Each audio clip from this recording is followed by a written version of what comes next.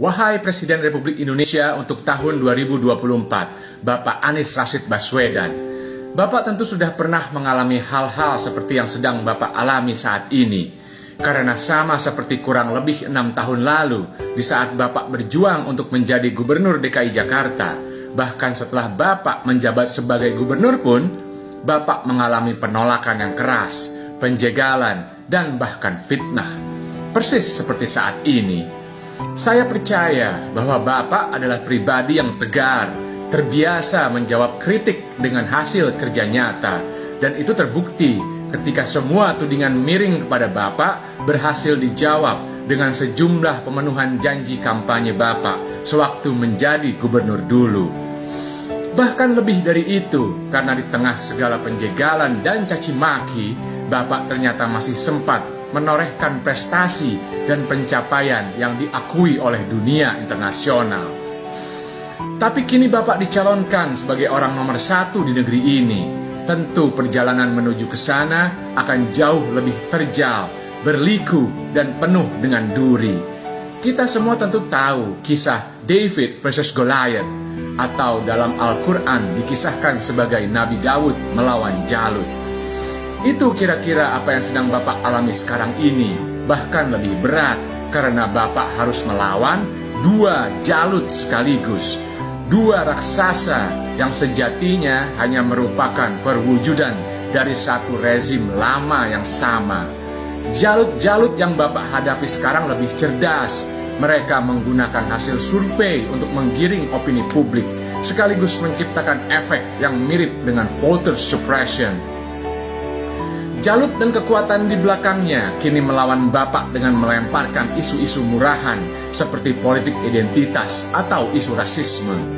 Jalut yang menjadi lawan Bapak kini mencoba menghapuskan semua hasil jerih payah pencapaian Bapak selama menjabat sebagai Gubernur Jakarta dengan menghancurkan karya-karya tersebut atau dengan tidak mengundang Bapak ke acara Formula E, sebuah ajang di mana Bapak adalah penggagasnya.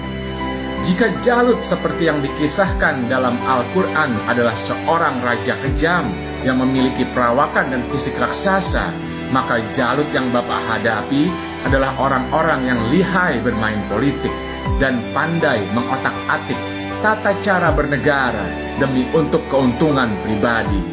Jalut ini bisa menggunakan kekuasaannya untuk mempengaruhi lembaga tinggi negara, seperti misalnya Mahkamah Konstitusi. Jalut yang ini bisa berkompromi dengan lembaga negara independen seperti KPK misalnya. Jadi, Pak Anies pasti paham kan apa yang saya coba sampaikan.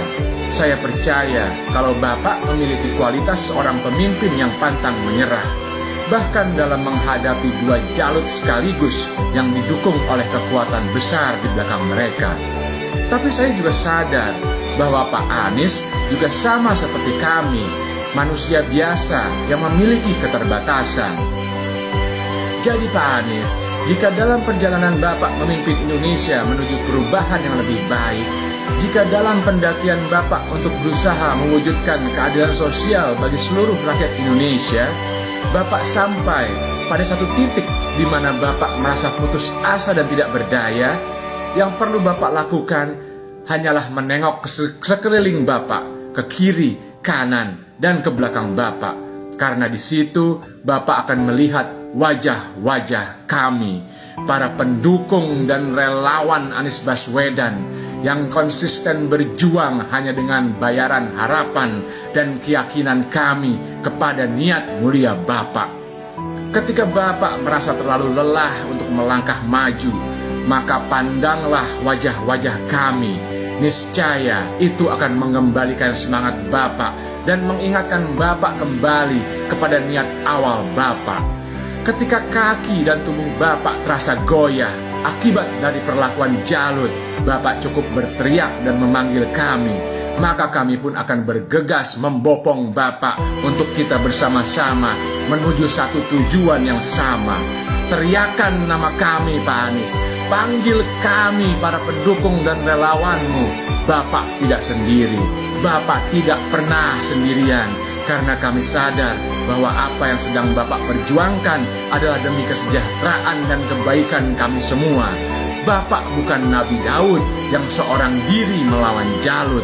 Bapak adalah Presiden Republik ini untuk tahun 2024. Dan kami rakyat Indonesia yang menginginkan perubahan akan berjuang bersama Bapak melawan Jalut. Dan sama seperti kemenangan Nabi Daud melawan Jalut, Tuhan pun akan menyaksikan perjuangan kita ini. Dan insya Allah akan memberikan kemenangan pada akhirnya. Amin. Salam semangat antitesa 24.